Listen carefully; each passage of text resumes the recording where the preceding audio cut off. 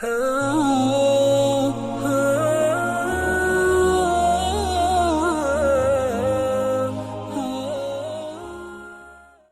کی سرزمین سے شروع ہوا، لیکن اسلام کو جو جیالے،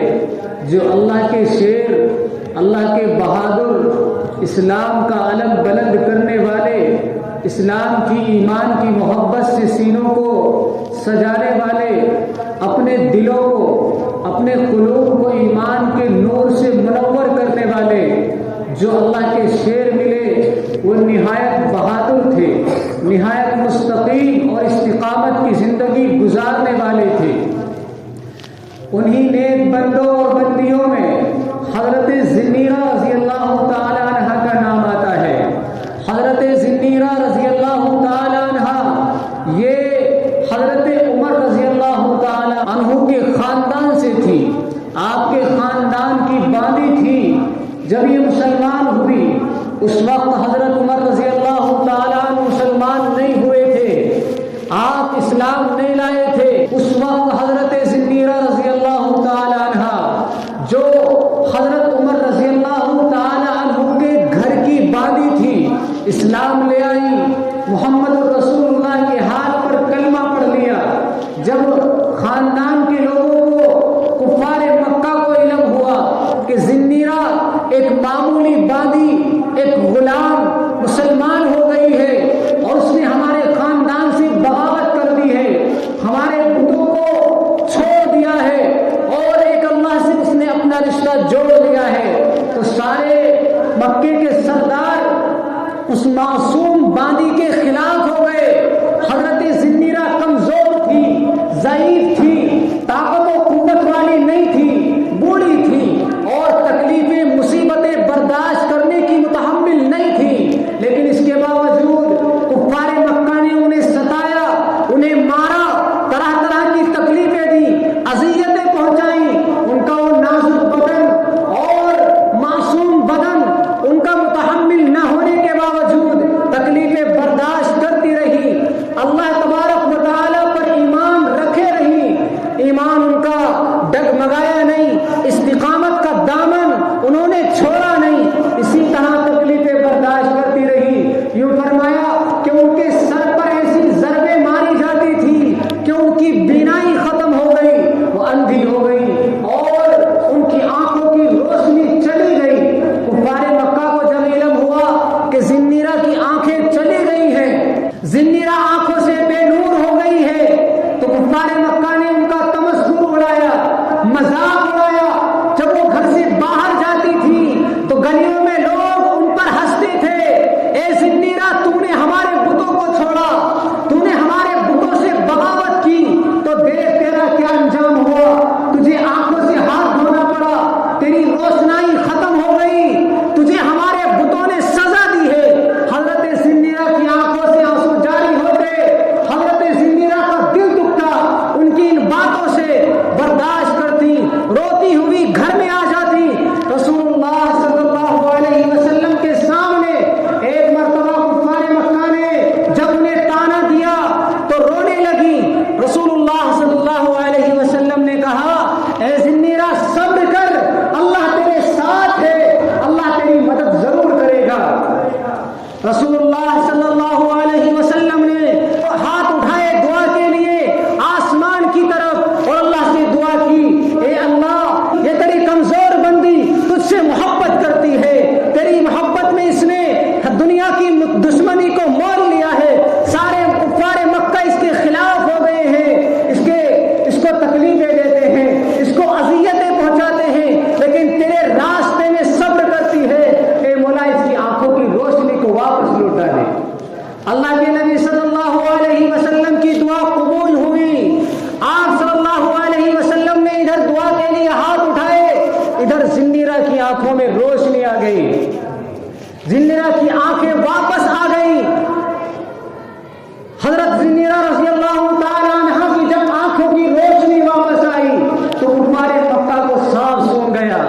سب حیران ہو گئے اور کہنے لگے ایسا کچھ نہیں ہے کہ اس نے خدا نے اس کی بینائی واپس لوٹائی ہے، بلکہ محمد نے جادو کر دیا ہے اور محمد نے اپنے جادو سے اس کی آنکھوں کو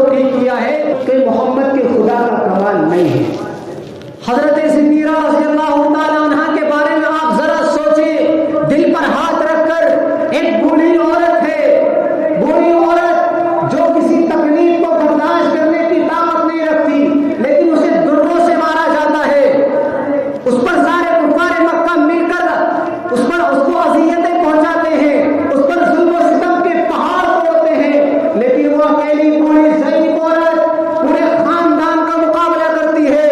اور ان کے سامنے سر نہیں جھکاتی اور صاف اعلان کرتی ہے،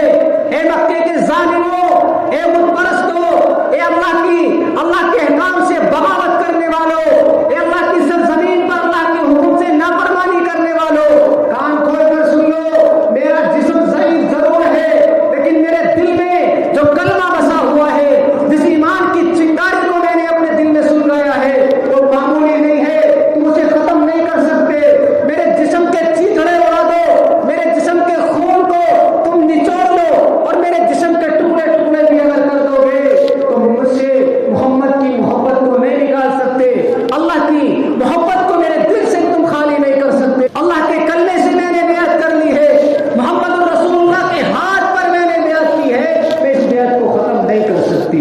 یہ میرے لیے بھی، آپ کے لیے بھی، پوری امت کے لیے، پوری امت کی ماں بہنوں کے لیے، بڑی ضعیف عورتوں کے لیے، سب کے لیے عبرت ہے، سب کے لیے نصیحت کا سامان ہے۔ آج ہم لوگ کیسی قربانیاں اس دین کے لیے دیتے ہیں، آپ ذرا غور کریں، یہ دین ہمیں ملا صحابہ سے، انہوں نے اپنی قربانیوں سے سینچ کر ہمیں دیا ہے، خون پسینہ بہا کر ہمیں دیا ہے۔ آخر آج ہم دین کے ساتھ کیا کر رہے ہیں، کیسا کھلواڑ ہم کر رہے ہیں؟ ہم نے تو کوئی قربانی نہیں دی، قربانی تو دے کر چلے گئے، تناور درخت بنا کر چلے گئے، اسلام کو ہم تک پہنچا کر چلے گئے۔ قربانیاں تو انہوں نے دی، مشقتیں تو انہوں نے برداشت کی، وہ کمزور تھے لیکن اسلام کو مٹتا ہوا اپنی آنکھوں سے نہیں دیکھا۔ جب ابو بکر رضی اللہ تعالیٰ عنہ کے دور میں منکرین زکات کا فتنہ ظاہر ہوا تھا تو آپ سوچیں حضرت ابو بکر صدیق رضی اللہ تعالیٰ عنہ نے کیا کہا تھا کہ انا حیون اینقص الدین، میں زندہ ہوں اور اب اللہ کا دین ضائع ہو جائے سرزمین پر۔ محمد رسول اللہ نے جس دین کو اپنی قربانیوں سے سینچا تھا اور ہمیں دیا تھا، آج وہ مٹ جائے اور میں زندہ ہوں، ایسا نہیں ہو سکتا۔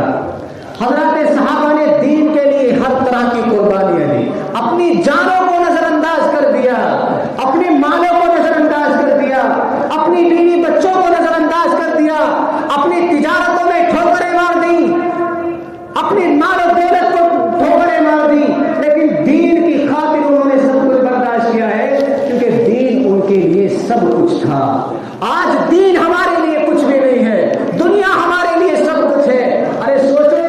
اللہ کیا کہہ رہا ہے قرآن میں، وما قدر اللہ حق قدرہ، لوگوں نے اللہ کی قدر نہیں کی جیسے اس کی قدر کا حق تھا۔ اللہ کی دین کی قدر کا حق تو یہ تھا کہ سب کچھ قربان کرتے، دین کو نہ مٹاتے، دین کو ضائع نہ کرتے، اپنی ہستیاں بنا کر دیتے، لیکن دین کو رسوا نہیں کرتے۔ آج اپنی ہستیاں بنا کر، اپنی شکلیں صورتیں بنا کر، اپنی مال و دولت جمع کر کے،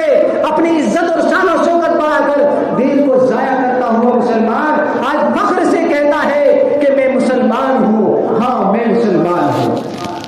رسول اللہ صلی اللہ علیہ وسلم نے 1400 سال پہلے کہا تھا، ایک پیشین گوئی فرمائی تھی، وَلَا يَبْقَى مِنَ الْإِسْلَامِ إِلَّا اسْمُهُ، ایک وقت وہ آ جائے گا دنیا کے اندر جب اسلام کا صرف نام باقی رہ جائے گا، اسلام باقی نہیں رہے گا۔ آج کتابوں کے